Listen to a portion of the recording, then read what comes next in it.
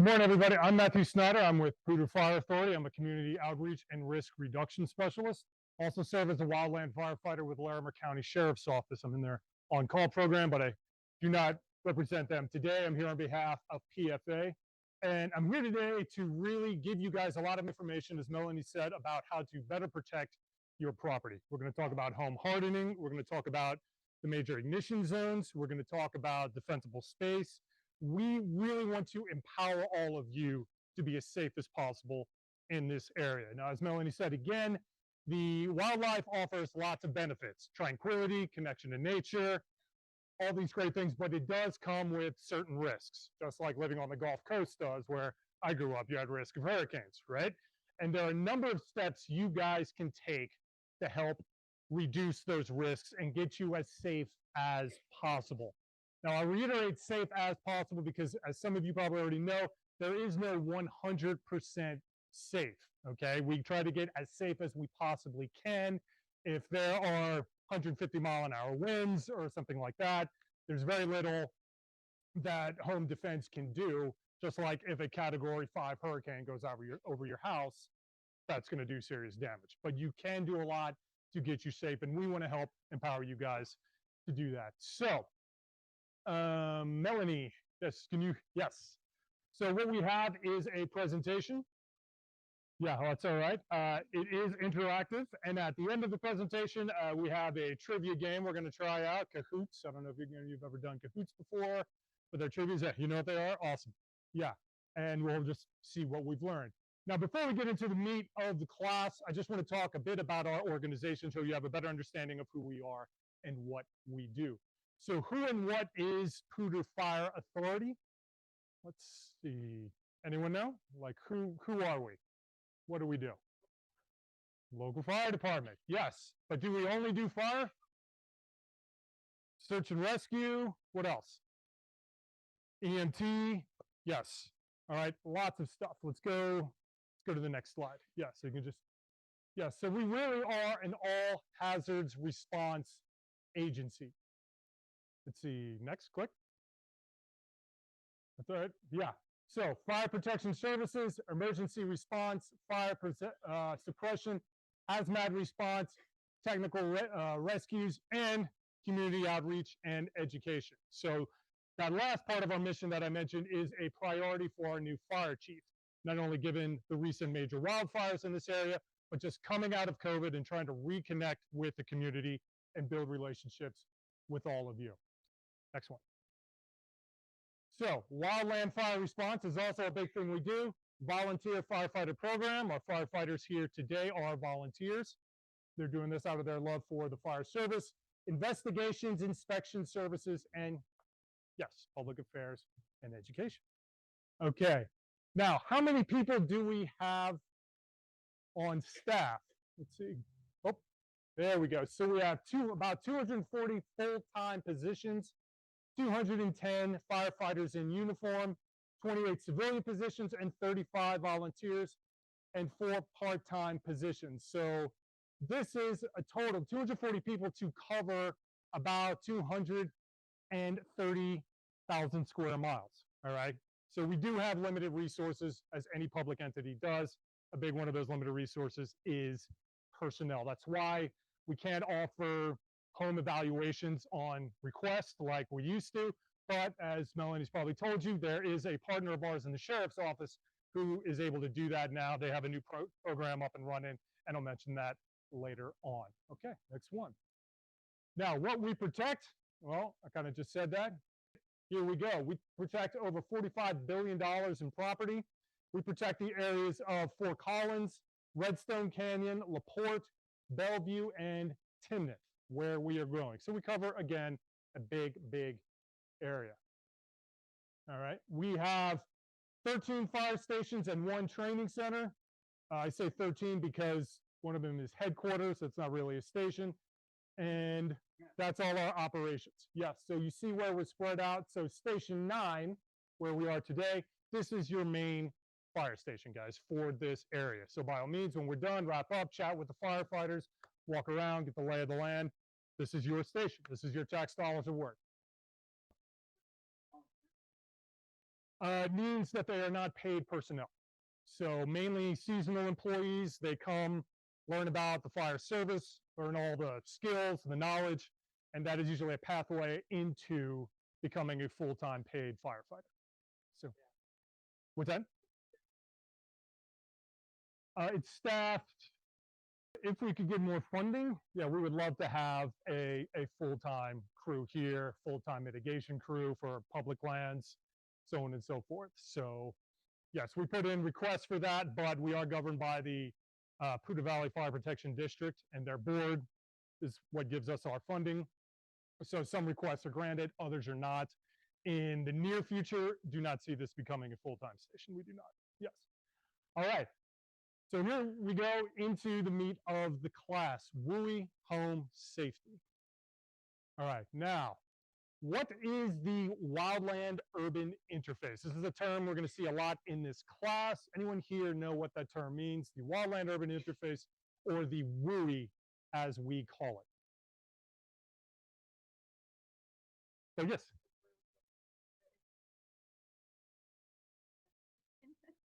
Pretty much, yeah. It's where we live. It's the intersection of the wild and the urban.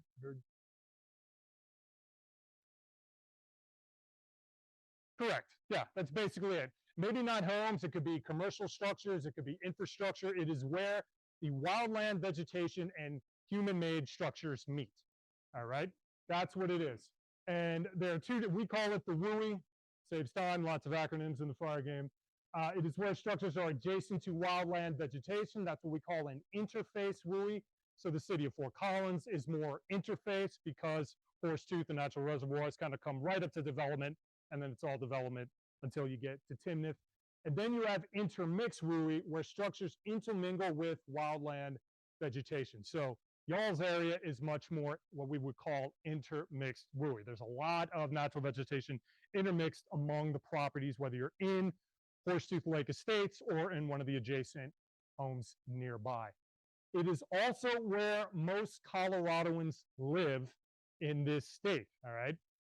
And it is growing, meaning there's more construction in this area. There are more people moving to this area throughout the state.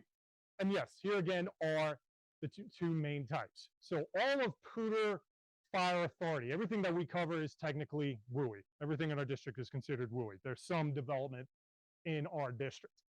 And as we see, our district is growing, more Coloradoans living here, and there are a couple big types. Any questions about what the WUI is? No? Okay, next one. Now, here's an example of the continuum of wildland to urban density. So this is not a graphic of the city of Fort Collins, but it's pretty similar to it. So you imagine wildlands, Horsetooth, you get into rural, and then you have suburban, general, residential, and urban town centers. So again, you guys are kind of in this area, and that area, again, is going to be at the highest risk of wildfires. This is why we are coming to this area first. You guys are the ones up in Hill and Soldier Canyon for this class. Next slide. Okay. Let's talk about recent wildfires in northern Colorado. So I know there's a couple people here who are new to the area. Most of you have been here for several years. We're getting into why we want to double down our efforts and help you guys out. Well, the Cameron Peak Fire, which most of you probably remember, was the largest wildfire in Colorado history. Over 208,000 acres, destroyed almost 470 structures. And then, while that was going, the East Troublesome Fire popped off in Estes Park. The entire town had to be evacuated. 100,000 acres burned in a single day. 193,000 acres, 555 structures destroyed. And the most recent and the most devastating was the Marshall Fire, 6,000 acres and 1,084 structures destroyed. Next slide. Now, if that's not enough reason to take action, here are a few more reasons that we want you guys to know about. So here's a good picture of a home that is very well defended from wildfire. It's kind of hard to see from the back in the glare, but fire has gone through this entire area. Most of these trees have been burned and scarred, but the house is perfectly intact. And look at the size of these trees, this vegetation, this was a raging fire at some point. I mean, this was totally surrounded by walls of flame, and yet their home is perfectly safe. That's what we would like to get you guys to. So why should you take action? Well, as you saw, we have 240 personnel. We simply can't be everywhere when a fire starts. The realities for, actually, let me better say, the priorities for fighting wildfires are fight the fire, or human lives first, excuse me, get people evacuated, stabilize the incident, which means fight the fire, and protect property. So already, once a fire starts, protecting the property is the third priority in our operations. It has to be. We have to protect lives first and then try to stop the incident from growing or conflagrating to protect more lives.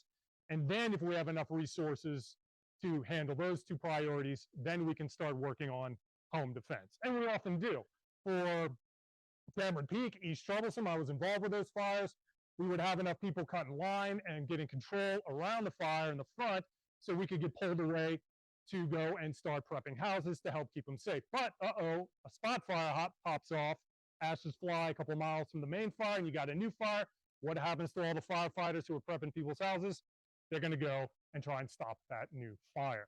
So we simply cannot be everywhere as guys. We don't want any homeowners suffering under the illusion that I don't need to take any steps to prepare my property. The firefighter will show up.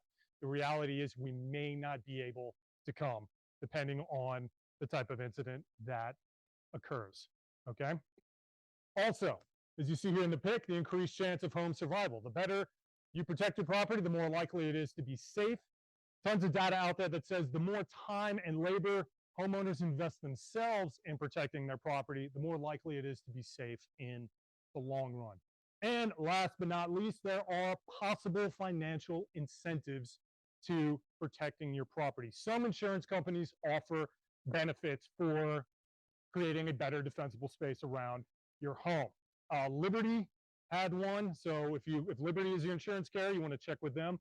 But I strongly encourage you guys to reach out to your insurance company sometime soon and see if they do offer some type of rebate or discount if you prep your house for wildfire season. And in a broader, more general sense, the better prepared, the better defended homes are, less homes are likely to burn. That means less payouts insurance companies are likely to pay, which means they are less likely to increase rates overall. So, triage, increased chance of home survival, and possible benefits, all good reasons to take action. Any questions at this point? No? Okay. Yes, ma'am. Yeah. Yeah, I'm glad you mentioned that. Yes, because we're about to go through the steps now, the different ignition zones. And for each zone, there are recommended steps to take for trees, particularly meaning proximity to structures themselves. I would agree with you. From a safety standpoint, those are awfully close and awfully tall as well. So that's a lot of heat coming off those houses. But at the end of the day, it is a homeowner's choice how much they want to cut or remove or relocate on their land. Perhaps the homeowners there really love those trees and they just said, you know what, I don't want to take any trees away. I like that wall of trees around my house. I feel I'm well defended enough with the materials in my house, zone 1, which I'll talk about here in a sec, and they're just like, I feel like I'm good. And they did end up surviving, yeah. Very good question, yes. Any other questions before we go on? No? Okay, so, go back real quick, Melanie, sorry, yeah. So what we do is we break defensible space into 3 zones. Zone 1, the most important, 0 to 5 feet from your home and other structures. Zone 2 is going to be 5 to 30 feet, and Zone 3, 30 to 100 feet. Now, as you can see from the graphic, Zone 1 should have the littlest amount of combustible fuel in it. Zone 2 has different steps. You can have a bit more for safety's sake, and Zone 3 has the lowest recommendations for fuels to remove or to trim from property. Now, Horse Deep Lake Estates, going through your neighborhood, most of you guys, it looks like your property extends to about Zone 2 at the maximum. I'm not seeing too many homes in your neighborhood that have about 100 feet from the main structure around. So zone 1 and zone 2 are going to be the biggest ones for you guys. For you from around the area, please pay attention to zone 3's recommendations as well. Okay, defensible space, let's go, next one. So this is more of a 3D graphic of what good defensible space looks like. So you see you've got zone 1 here, little to no fuel around the structure. Zone 2, you've got a bit more, but the grass is still short. Zone 3, sure, you've got lots of beautiful trees in the land, but the crown base height has been raised. They are a good distance apart from each other. This is a good example of a graphic of what a safe home could look like. Now let's talk a bit about zone 1 and the biggest steps. So 0 to 5 feet from the house, first thing, windows and vents. So the most important thing you want on zone 1 is what we call fine mesh screens on all windows, vents, eaves, you name it. Fine mesh means screens that are 1/8 in size or smaller, okay? Anyone know why this is? Why is there such a priority put on having fine mesh screens on homes? Embers, thank you, sir. Yes, the biggest cause of homes destroyed in wildfires is not poor access to water for firefighters. It is not flame contact. A lot of homes are built with more flame-resistant materials. The biggest threat is actually embers. Embers that can fly from hundreds of yards, if not miles away, land on your porch or go through an attic vent or through a window screen. And then once they get inside the house, it's pretty much game over. So the Marshall Fire, more information we have from our investigations there, said most of the homes destroyed there were destroyed by embers getting into the roofs, into the windows. I mean, insulation inside a roof, super flammable. So once a little bitty embers in there, there's really nothing we can do. And then one house goes up, and if it's a densely packed area of houses, then the next house and the next house is the next house. We like to say that fine mesh screens are almost like the seat belts of houses in the WUI, meaning that you can do a lot of other steps to be safe, as we'll talk about, but if you're not wearing your seatbelt and an incident occurs, you're likely to suffer some serious damage, all right? Next one, house siding. House siding should be with flame-resistant material. The siding itself, if you have siding, should be raised 6 inches from the ground. So a lot of the stuff that I'm covering, again, just to take a quick tangent, is going to be in the home ignition guides you guys will receive at the end of today's class. But getting the siding and any burnable siding or burnable wood 6 inches off the ground or higher is seen as a plus. Roof, decks, and gutters should be cleaned regularly from leaves, pine needles, debris, so on and so forth. Once a year, once every couple, once every 6 months is not regular. Like, so easily once a month, well, wildland season, clean them frequently. Winter as well, because even though there may be a lot of snow on the ground, winter is often very, very dry. I mean, look at when the Marshall Fire happened, right? It happened in the end of December. So we don't want to leave that stuff sitting around over winter as well. And all other fuels within 0 to 5 feet of the house should be minimized or removed entirely. Okay? Yes, ma'am. Yes, yes. Very good question. Yeah, firewood is in the next step. Yes, yes. So one way to think about it, if it's got carbon in it, it can burn. So the less carbon you have, wood, needles, shrubs, within 5 feet of your house, the better. Yes, and firewood is going to be, it's better to stack it a farther distance from the house. Yes, sir. Uh-huh. Good question. Storing those in the garage or on the device themselves, if you can, preferably out of the sun and away from heat. Yeah, but fuel canisters directly against the house, we would recommend not doing so. Yeah, good question. Yes.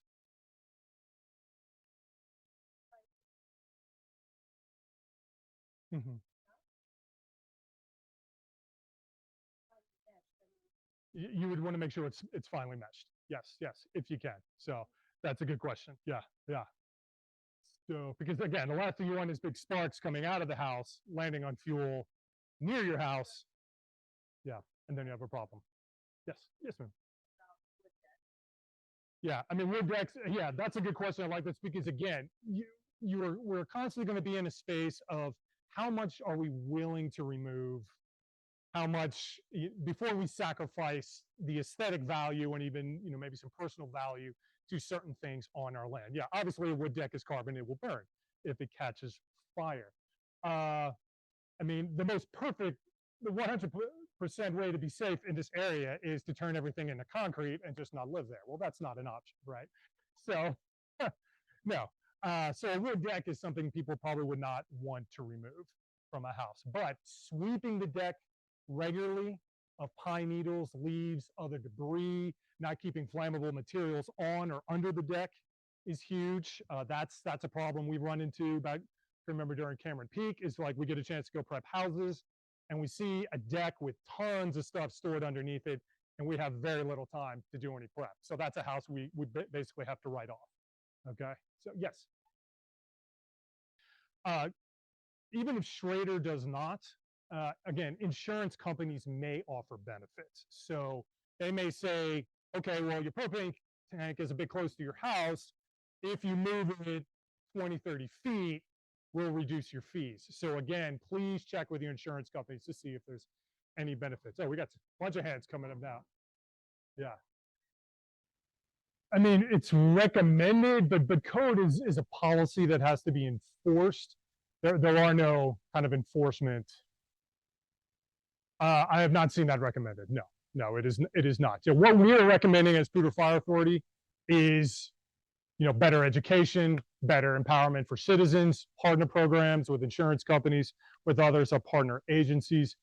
We would prefer not to go the route of enforcement like California, where like mandating all these things, because as you said, no disrespect to California, that's a wooey state, but they have a different environment. I mean, they have a different reality in their wildland space. Yes, we are just kind of recommending people to find out about tax credits, other programs, take action on their homes.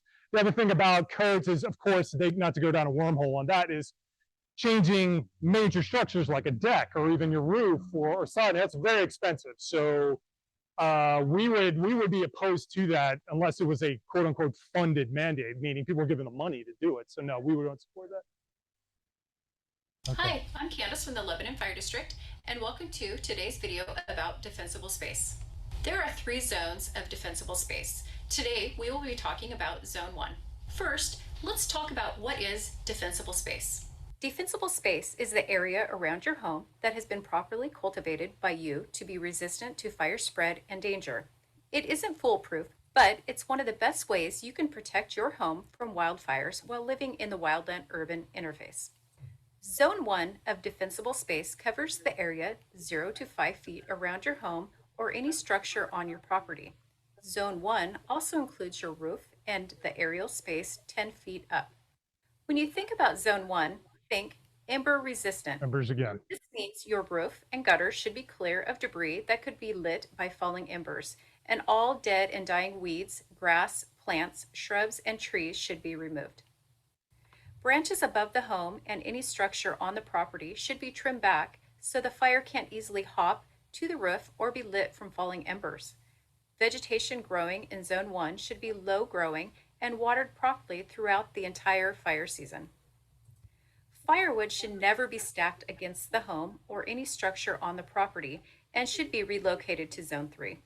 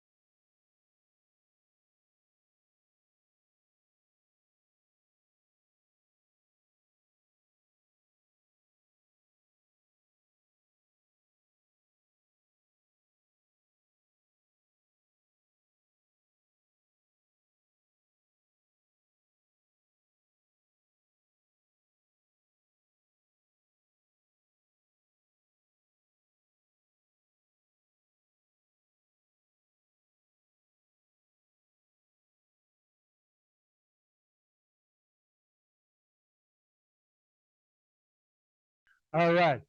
Grass. So grass is recommended, or some grass is recommended, but you want to keep it to 4 inches tall or less. So think of the standard lawn size of a house in the suburbs, so to speak. 4 inches tall or less for grass. Trees, here's when you're going to get into crown spacing and raising the crown base height of trees on property. So 10 feet of space between the crowns. So does everyone know what the crowns are? What I mean by the crowns? Just in case. The crowns are going to be where the leaves on a tree and the branches start continuously. Not just like one little branch coming out with a few leaves, or where, you know, the main triangle, say, of a pine tree starts. That's considered your crown base. You're going to want to raise that crown base height to 10 feet. So a ladder and a handsaw, if you got a chainsaw, that could do it. The reason for this is to prevent what we call ladder fuels in the event of a wildfire, meaning that fire is going to spread along grasses, maybe in trees, but if the crown base height is raised about 10 feet or so, the flame contact is not going to heat up those branches enough, usually, to set the whole tree on fire, which could then set another tree on fire, which could then set your house on fire, so on and so forth. So raising the crown base height is a huge, huge step for zone 2. Having been through y'all's neighborhood, I did see some trees where I would personally recommend raising the crown base height. You got some spruce trees or other pines where the branches and the crown is basically going all the way to the soil. So the higher you can get those, the better. Again, we recommend about 10 feet. Space between crowns. I'm sorry, raising them, yeah, 6 to 10 feet, or a third of the total height, whichever is less. All right, 6 to 10 feet, or a third, whichever is less. Firewood. Yes, I heard who had the firewood question. Yes, ma'am. 30 feet from your house, preferably uphill if possible. So 30 feet is what we're going for. If you don't have 30 feet surrounding your home, you know, getting as far from your house up to 30 feet as possible is better. You could, yes, that is an option. And particularly if you, if a garage, a home has good hard materials on it, that may actually be a good place to put it. Oh, no. Okay. Now, some people kind of like wrinkle their head, like, why would they recommend storing it uphill 30 feet from the house? Anyone know why?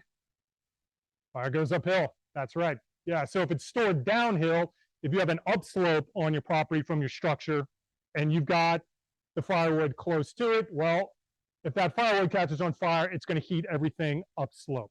All right, that's how fire moves. Thank you, sir. Yes. Now, propane tanks, recommended 10 feet of clearance for brush, shrubs, and other plants. So if you can't move the tank itself, if you can get other vegetative fuels 10 feet or farther from the propane tank, you have made your home safer. All right. And then lastly, removing, again, what I call ladder fuels under trees. So remove all unhealthy and dead trees and shrubs. So if you have lots of lots of trees that are dead even this time of year, they're within 5 to 30 feet of your house. I mean, there's no moisture in there. That's kindling. All right. So you're going to want to get that out of there as much as possible. All right. So zone 5 to 30 is much more about tree and landscape maintenance than, say, structure maintenance, if you will, is one way to conceive of it. Yes, ma'am. Volunteer trees in the backyard. Some of the branches. We talked about the town, another thing. Branches start higher up. Yes, ma'am. Yes. So raising the branches, so the branches really don't start till about 6 to 10 feet from the ground level. From the ground level, yes, all branches. And the ones that are hanging over the roof, we would recommend removing those entirely, because if it catches, that's going to rain fire in your roof. Yes. So any branches hanging over the roof, we recommend removing. That's a big step of zone 1. Yes. Thank you for that question, ma'am. Any others before we move on? No? Okay. Here we go, before and after. So this is zone 2.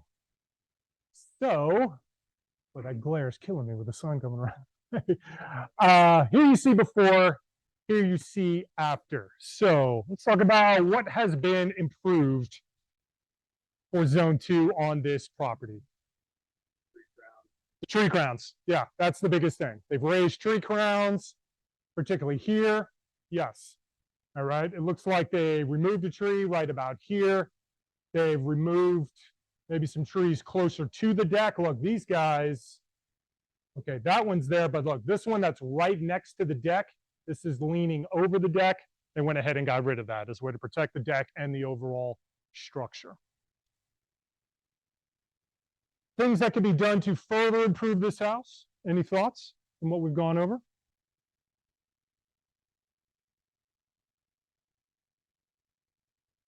It looks pretty good. Yeah. I mean, maybe remove the shrubs or trim them down a little bit, but they look like they're a good 5 to 10 feet from the start of the deck. They've got great home hardened materials, the roof, the siding. So this house is in a lot better shape in the after picture than the before one. Yes, next one. And last but not least, zone 3. Now, again, this doesn't apply to most of you guys, but it is something important to know. Grass mowing is not necessary in zone 3. Now, these fuels, these ground fuels are going to be far enough from the home after 30 feet where they're going to burn up pretty quick. All right. So they should not be a threat, or a major threat, excuse me. Grounds, again, 6 to 10 feet apart is suggested. The farther trees apart are apart, the less likely that if they catch on fire, the fire is going to jump from one tree to another. So how do you measure the spacing of the crowns themselves? From the lowest part of the tree is usually where you're going to do it. All right. Obviously, we can't realistically get all the way to the top of some of these trees and make sure they're all 6 to 10 feet apart. But if you've got them 6 to 10 feet apart at the base of the crown, you are better prepared. And then all other fuels, mulching, piling, and lopping, scattering is all acceptable. The only real recommendation is the farther you can get it from the house, the better, because the farther you're moving combustible fuels from your structure. Any questions? Yes, ma'am.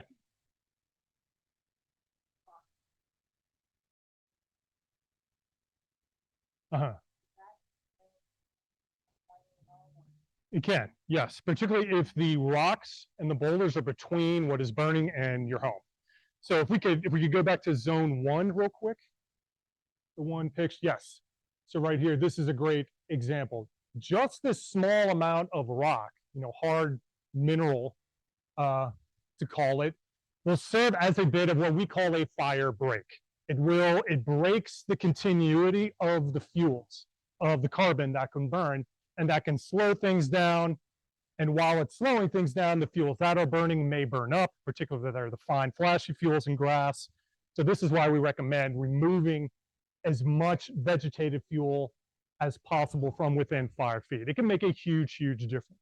I mean, even go, yeah, we'll go all the way back to the very first pick, yeah, of the first house.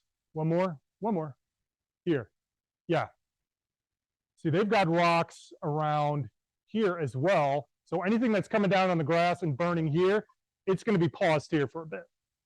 And then they have no real fuel up against the house, and the house is fine. So yeah, great question. Any others before we do a little trivia? Yeah, try and make it fun here. Yes, I know it's hot. Yeah, we're almost done. Okay, next slide. Before and after. So what has been done here, we see dead trees 30 feet from the house, torn up, combustible fuels kind of piled together in big piles here. If the crowns on these trees were really low to these fuels, that would make me a little nervous, but as you can see, the crowns on these trees are really, really high. So mulching, they say lop and scattering, 30 feet from the house, farther from the house, the better. Here you see a little more in the grasslands, but this could easily be a ranch out here a bit farther west from here. You've got kind of a lot of this wild shrub has been trimmed up. Or they got a dozer. They got a dozer to, whoop, yeah, rip it up. Yeah. So there's some examples of before and after for zone 3. Yeah. Okay. Last one, zone 3. So here's a house. This image is actually on our webpage. It's on a number of web pages here in the state. This is an example of a pretty well defended house for zones 2 and 3. So you've got, look, you've got all this fuel ripping right here. All right. And I couldn't even get the whole image in the page. The flames are actually, you know, this high. So it's a very striking photo. You have a very large fire break between this massive wall of flame and this home. So this home is better prepared than a lot of homes. But there is something that can be done to make this home even safer looking at this picture. The trees by the house. Yes. Okay. So, and that's going to be a hard call for any homeowner to make. Obviously, these are very good looking trees. Sacrificing those to make your home safer, that is, again, every single homeowner's decision. What they're willing to cut, what they're willing to move, call in a dozer for, mulch and scatter, you name it. But overall, this is pretty well defended with a fire break of this size. This looks like it's getting eaten up pretty quick, and then it has very little space to go. So with a good roof, good vents, this house is pretty secure. Yeah. They took care of those trees I'm out. sure. Yeah. Good bet. Yeah. I mean, the way they're blowing over the roof, yeah, they said, you know what? Got some good years out of these guys, but it's a little too close for comfort. All right. Next one. Here's some important links. I'll make sure that Melanie gets all these links for you guys for more information. Live Wildfire Ready is the major third-party suite of the state of Colorado. So the governor made a big presentation about it. We use it. All our partner agencies, the Sheriff's Office, Loveland, Colorado State Forest Service, all uses this webpage. They're the ones who produce the home ignition zone guides. I'm going to hand out here in a sec. If you want more details or just to review all the things we've covered, this would be the webpage to go to. And I've got even stickers and badges. So livewildfireready.org is the one we're using. NoCo Alert. If you are not signed up for NoCo Alert, we strongly recommend that you do so. This is the Northern Colorado alert system that will alert you to voluntary and even mandatory evacuations in the event of a wildfire, which roads are closed, which roads to take, so on and so forth. All you got to do is go do a Google search for NoCo Alert, and you can sign up in less than 10 seconds. Okay. And then our webpage, Poudre Fire Authority, you see there. Another contact, and Melanie has this as well for home evaluations, is Raina Eschleman. She is starting a wildfire partner program with the Sheriff's Office. And one of the things she's going to be doing are those evaluations upon request. She's fantastic. I've worked with her a bunch already in my time at PFA. She's got some really great things going.